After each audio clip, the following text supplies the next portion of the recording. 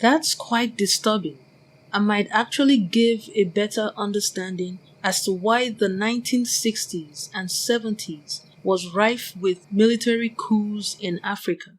He didn't mention African liberation movements, Black Americans or Afro-Caribbeans, but socialism, communism, Marxism, or Leninism had also eaten deeply into Black liberation movements, Black American movements, and Afro-Caribbean countries, as the works of Frantz Fanon, an Afro-Caribbean man, would reveal to the reader.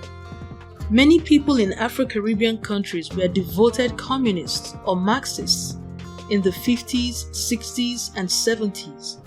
So much so that I might say Afro-Caribbean countries are the source of Black communism worldwide.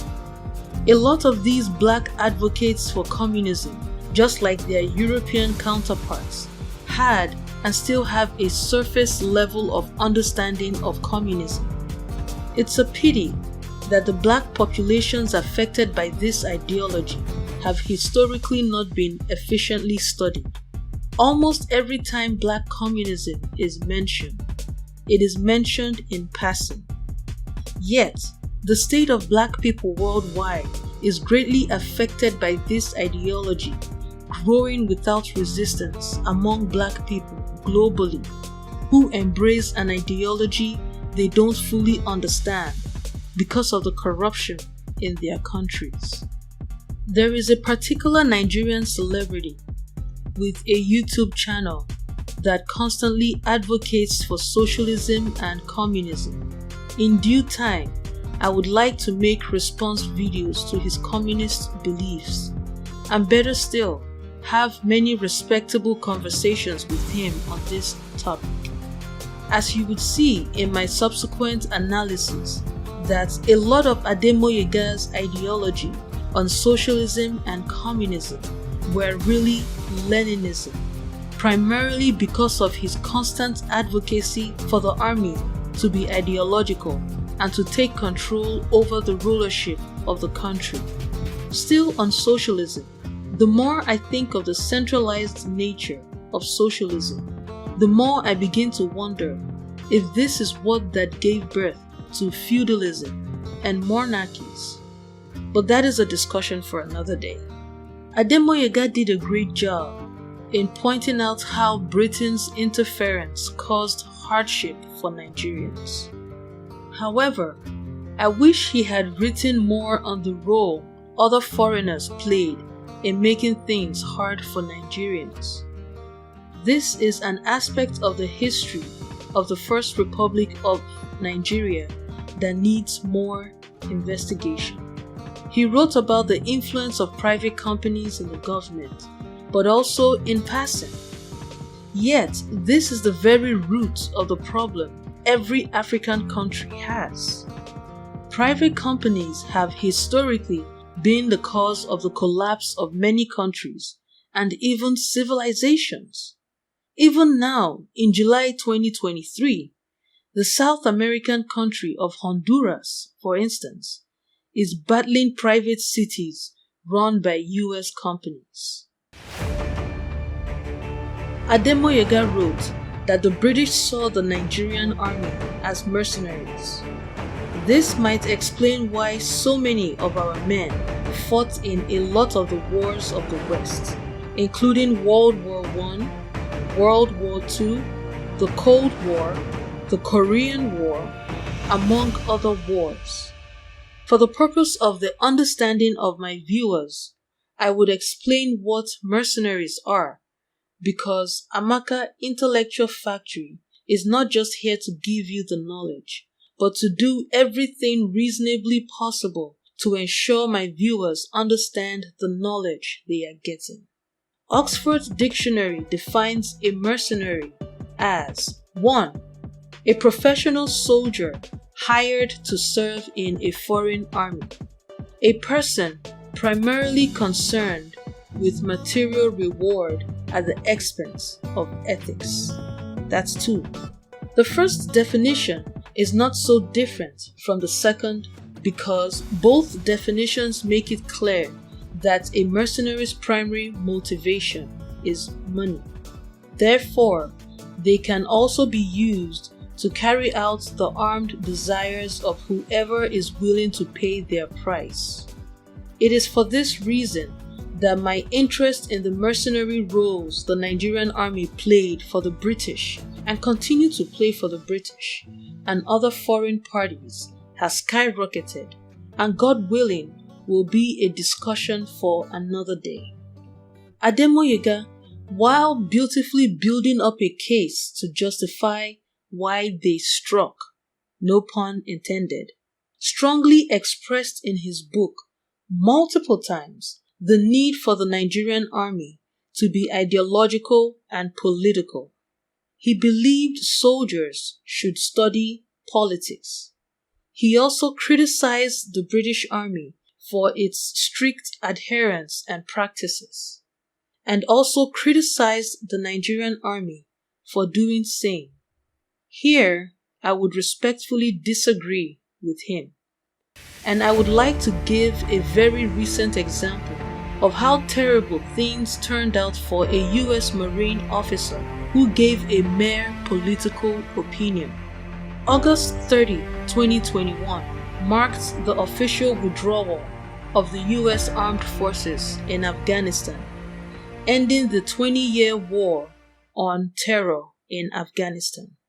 Multiple people criticized this decision as leaving the Afghans in a worse state. Among the critics of this decision was former Marine officer Lieutenant Colonel Stuart Scheller, who publicly called for accountability from military and political leaders on multiple social media platforms, including the viral video of him in full uniform. He was immediately jailed and court-martialed. He also resigned under a plea deal. Anyone who wants to research this rather fascinating case can do so with a simple Google search, especially given how recent it was.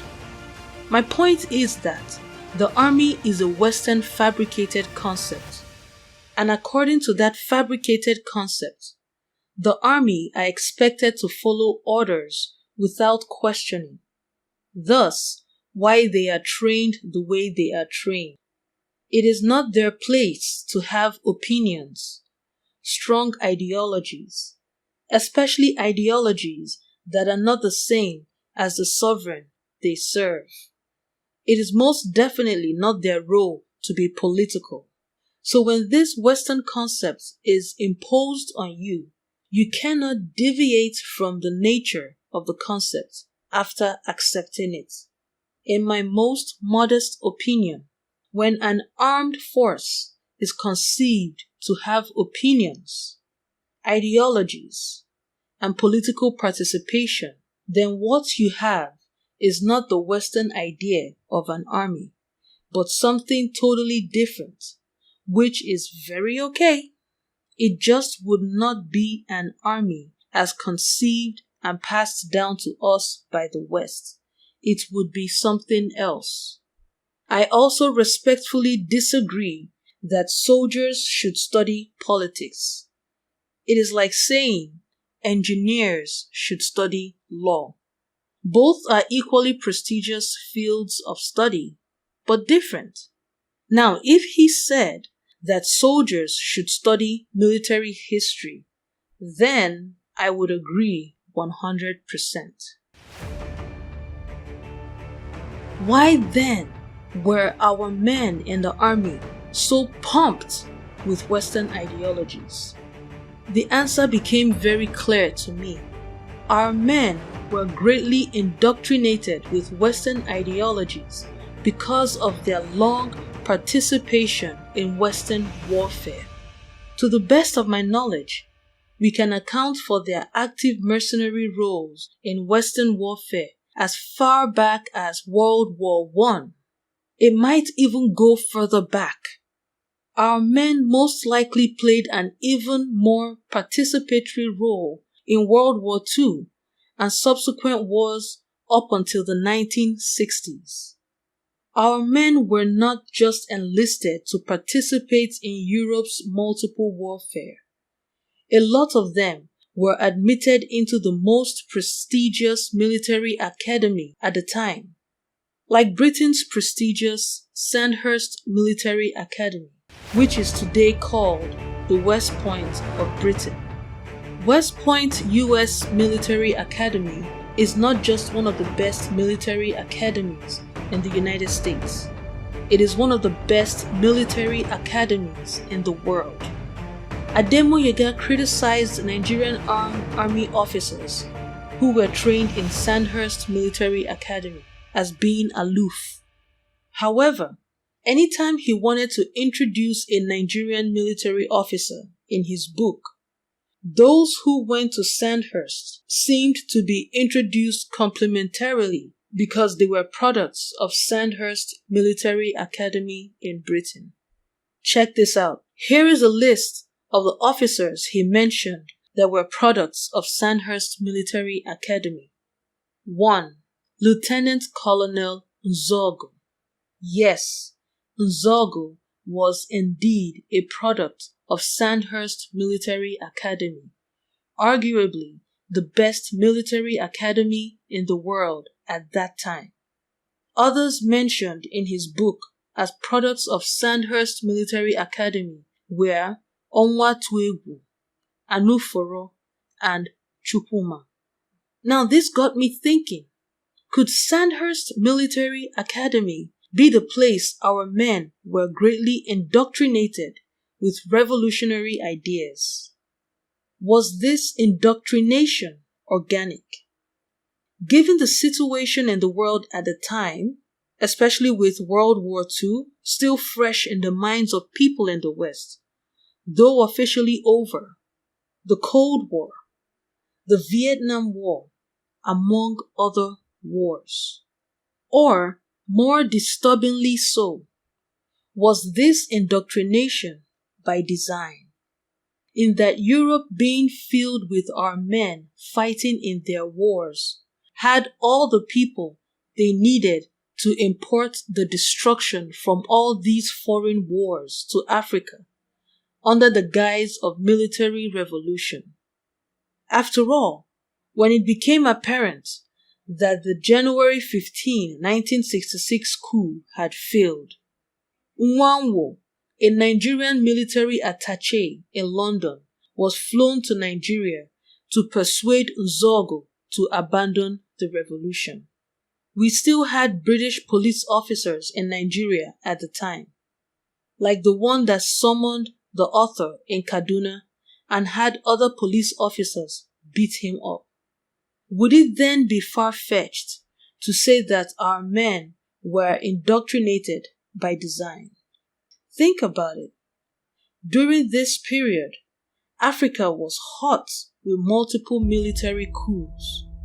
I am inclined to believe that because our men were exposed to so much continuous death and destruction in Europe and Asia for decades, they probably became immune to the Nigerian appreciation of life and preservation of Mother Nature.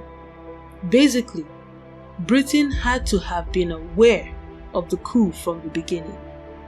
I find it hard to believe that Britain, America, and other Western interests in Nigeria weren't aware of the January 15, 1966 coup from the planning to the execution, given how advanced and sophisticated their espionage and psychological operation skills were in the 60s.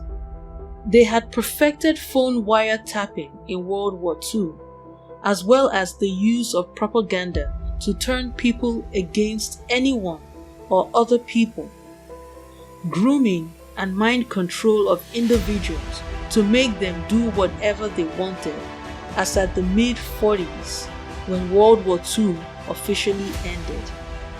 And here we are, wondering about their involvement in the Nigerian affairs over 20 years after they had perfected these arts of warfare. The possibility of the deliberate indoctrination of our men with revolutionary ideas for Western ulterior motives reminds me of the beginning scenes of one of my favorite movies of all time, The Thomas Crown Affair, with one of my favorite actors of all time, Pierce Brosnan.